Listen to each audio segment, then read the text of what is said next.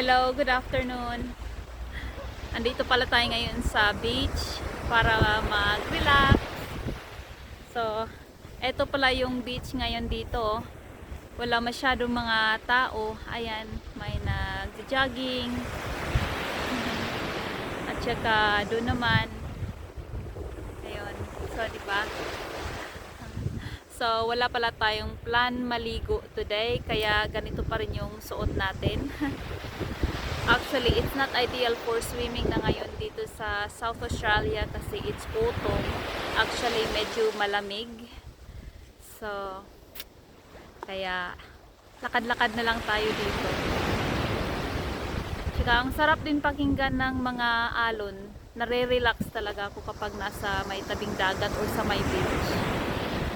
So, maraming salamat nga pala no, sa lahat ng mga nakasuporta, nanonood at sa mga lahat ng mga nakasubaybay ng mga post ko. Maraming salamat. Actually, I'm so grateful sa inyong lahat. So, by the way, naka 20k followers na pala tayo. So, I'm so grateful. Sana hindi kayo magsasawang manood ng mga post ko, reels and videos. I appreciate all your lovely comments and reactions. Thank you so much.